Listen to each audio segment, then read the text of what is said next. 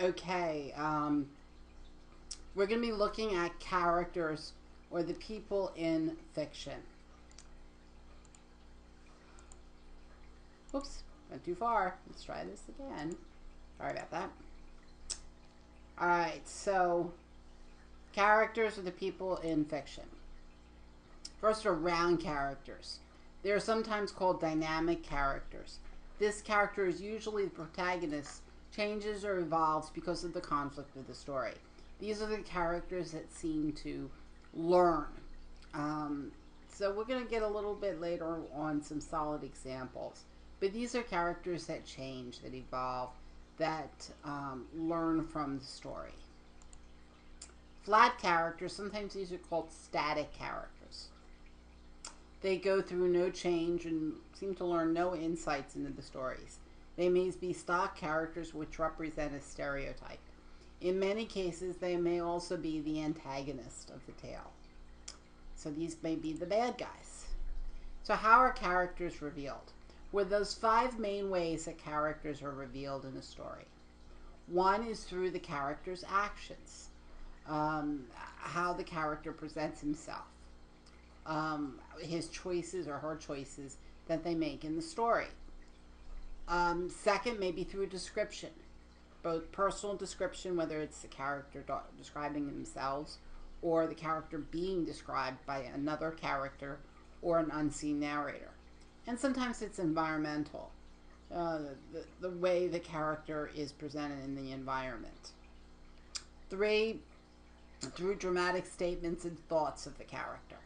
So the character reveals himself or herself through the way they talk and through the type of messages they may seem to make. 4, statements by other characters. So the way another character talks about our main character may give more instruction into that character's identity and development. 5, statements by the author speaking as a storyteller and observer, or sometimes we call those unseen narrators. So the comments that our narrator may make about the character can reveal what type of character he is, whether or she is, whether they're round or flat. To be a well-written character, the character must be believable. This believability must rely on the character's traits. Characters must follow the rules which the author sets up. They may learn and evolve, but they can't change without reason. So the character has to kind of stick to the script.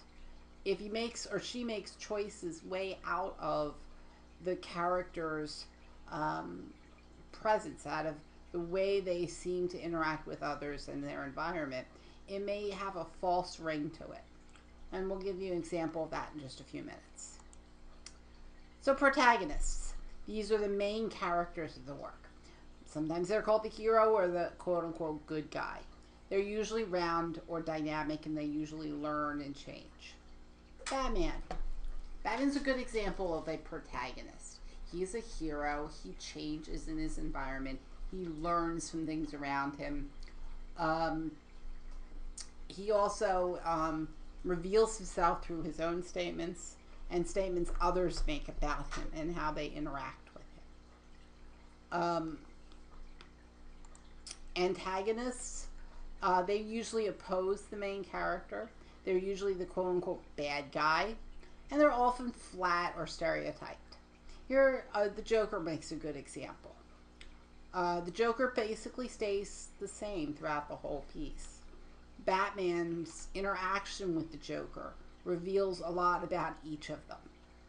One's a good guy, one's the bad guy. But more than that, one learns and wants to be better, and the other one just wants chaos. And he doesn't really want to develop in any fashion. But these aren't the only type of characters. We also have the foil.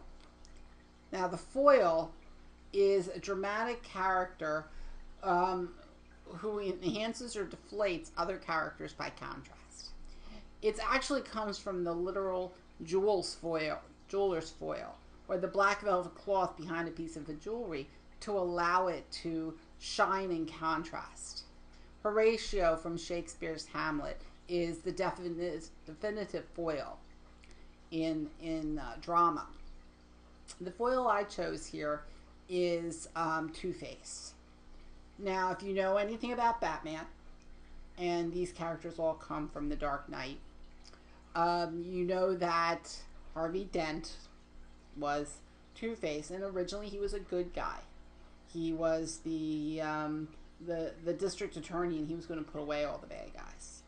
But then he became obsessed with a woman, and fell into the Joker's trap, and was disfigured on one side of his face, and then became obsessed with Chance, and basically became these two characters in one body.